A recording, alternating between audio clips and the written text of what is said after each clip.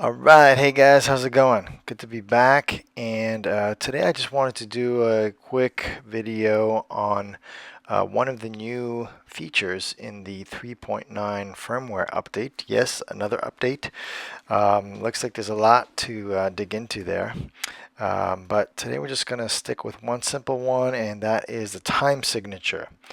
Okay, and so in previous versions, you only had a global time signature, meaning that if you selected, let's say, a 4/4 time signature for one sequence, then the other sequences needed to be in 4/4 as well.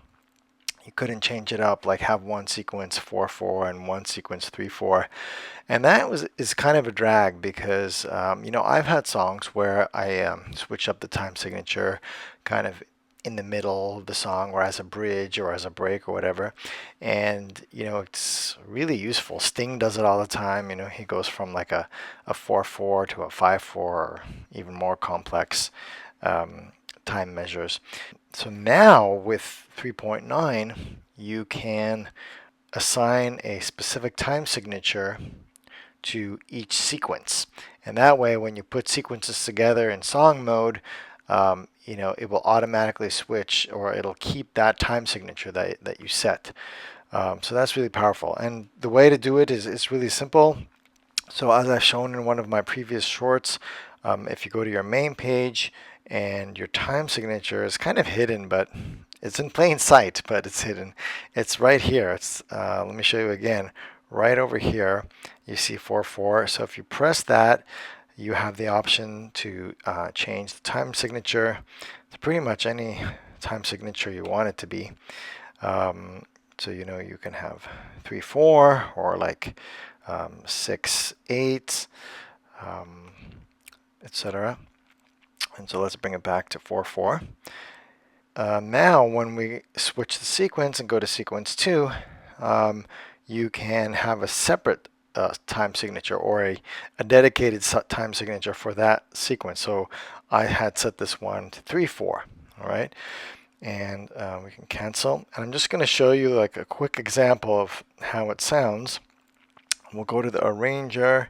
We'll go back to sequence 1, and in the arranger, I'm going to go toward the end here, just this last bar, and then I am going to go back to main. I'm going to hit play, and then while it's playing that last bar, I'm going to switch the sequence. And usually when you're doing that in playback, it will queue up the next sequence whenever the first sequence is finished, right?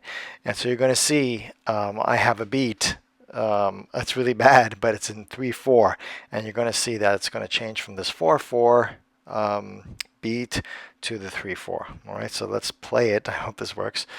So I'm going to play and then switch the sequence. So the sequence has changed. It says next sequence 2, and here we go. 2, 3, 1, and 2, and 3, 1, 2, 3. So that's a 3/4 time signature right there. Okay. So so before you can do that in a DAW, and you weren't able to do it here. Now you can do it. So again, people are, I think, not complaining, but they're saying, oh, MPC is becoming too much like a DAW. Well, it's a standalone, and the more power you have in a standalone, the better it is, because you can do everything you want to creatively on it without having to worry about any kind of a multitude of computer issues that occur when using a laptop or something, or a computer. Anyways, that's my take on it. And also, while I'm on the time signature, now in the clip matrix, if we go to the clip matrix, you can also have individual time signatures for separate clips. So you just like press on one of your clips and go to settings, and then you have time signature numerator here and the denominator. So this one is in 4/4. And then if I go to this one and go to settings, I can change this to 3/4. And just close that out. And so now that will be in a 3/4 and another clip will be in 4/4. So again, you can launch those sequentially and switch up your time signature. So very cool. So yeah, let me know if this was helpful. As always, like and subscribe. That really helps my channel and lets me know that you're enjoying the content. And feel free to share it as well. And yeah, so stay tuned for more of these 3.9 updates. I've just gotten back from traveling and just when the 3.9 was launched, so I'm still kind of digging into it to see what else there is. I read that there's one really cool thing which I'm going to make a video about, is when you have, it's about the clip matrix. So when you have a bunch of clips and you want to record the performance into the arranger, previously you had to actually in real time hit record and then play the performance, and it would go into the arranger.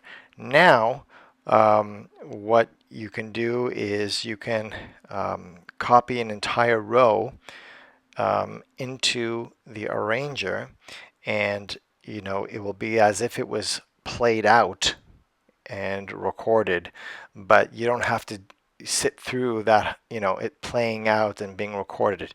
You just copy it into the arranger and it'll be the whole sequence of those clips will be laid out.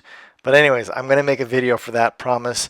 It should be really cool, so stay tuned for that. And that's it for now. So take care of yourselves and happy producing. All right. And happy songwriting too. Peace.